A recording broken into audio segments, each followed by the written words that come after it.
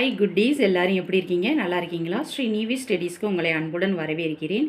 இன்றைக்கி நம்ம திருக்குறள்லேருந்து 2வது பகுதி வான் சிறப்பு அப்படிங்கிற பகுதியை தான் நம்ம பார்க்க போகிறோம். வான் சிறப்பு அப்படின்னு பார்த்தீங்கன்னா மலையின் சிறப்பு அப்படிங்கிறது தான் வான் சிறப்பு அப்படிங்கிறதுக்கான பொருள். அதாவது மலையின் சிறப்பையும் மலையினால் நமக்கு ஏற்படுற பயன்களையும் திருவள்ளுவர் ரொம்ப அழகாக 10 குறள்கள் மூலமாக நமக்கு சொல்லியிருக்கிறாரு. இப்போ அந்த 10 குறள்களையும் அந்த 10 குறளுக்கான பொருளையும் நம்ம இந்த வீடியோவில் பார்க்கலாம். குட்டீஸ், பார்க்கலாமா? பார்க்கலாம். 11வது குறள், அதாவது வான் சிறப்புலேருந்து 11வது குறளை தான் நம்ம இப்போ பார்க்க போகிறோம். வான் நின்று உலகம் வழங்கி வருதலால் தான் அமிழ்தம் என்றுணர பாற்று. வானின்று உலகம் வழங்கி வருதலால் தான் அமிழ்தம் என்றுணர பாற்று. அதற்கு பொருள் பார்த்தீங்கன்னா, மழை பெய்வதால் உலகில் வளம் கொளிக்கும், எனவே அதை அமுதம் என்று கருத வேண்டும். 12வது குறள், துப்பார்க்கு துப்பாய துப்பாக்கி துப்பார்க்கு துப்பாய தூவும் மழை. துப்பார்க்கு துப்பாய துப்பாக்கி துப்பார்க்கு துப்பாய தூவும் மழை. இது 12வது குறள். 12வது குறளுக்கான பொருளை நம்ம பார்ப்போம். உண்பவர்களுக்கு நல்ல உணவுகளை உண்டாக்கி தானும் ஓர் உணவாகும் பெருமையை உடையது மழை.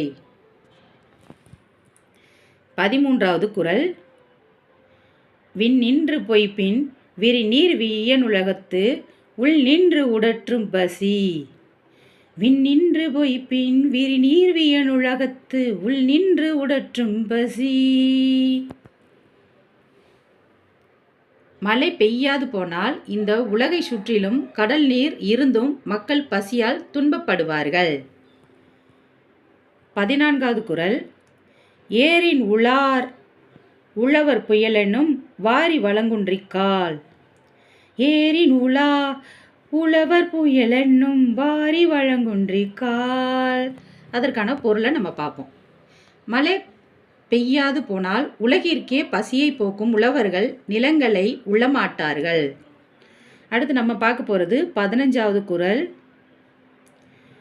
கெடுப்பதும் கெட்டார் சார் வாய் மற்றாங்கே எடுப்பதும் எல்லா மழை. கெடுப்பதும் கெட்டார் சார்வாய் மற்றாங்கே எடுப்பதும் எல்லா மழை. இப்போ 15வது குறளுக்கான பொருளை நம்ம பார்ப்போம். பெய்யாமல் உயிரினங்கள் வாழ்வதை கெடுப்பதும் மழை, அவ்வாறு கெட்டவர் வாழ்வில் பின்பு வளத்தை கொடுப்பதும் மழையே ஆகும். அடுத்து நம்ம பார்க்க போகிறது 16வது குறள், விசும்பின் துளி வீழின் அல்லால் மற்றாங்கே பசும்புல் தலைக்காண்பு அரிது.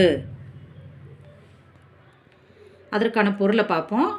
வானிலிருந்து ஒரு துளி மழை விழாவிட்டால் அந்த இடத்தில் பசும்புல்லும் தன் தலையை காட்டாது. அடுத்து நம்ம பார்க்க போகிறது 17வது குறள், நெடுங்கடலும் தன் நீர்மை குன்றும் தடிதெழிலி தான் நல்காதாகிவிடேன். நெடுங்கடலும் தண்ணீர்மை குன்றும் தடிந்தெழிலி தான் நல்காதாகிவிடேன். இப்போ 17வது குறளுக்கான பொருளை நம்ம பார்ப்போம்.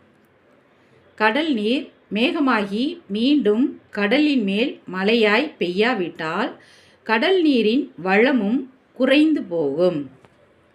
அடுத்து நம்ம பார்க்க போகிறது 18வது குறள், சிறப்பொடு பூசனை செல்லாது வானம் வரக்கு மேல் வானோர்க்கும் ஈண்டு. இது 18வது குறள்.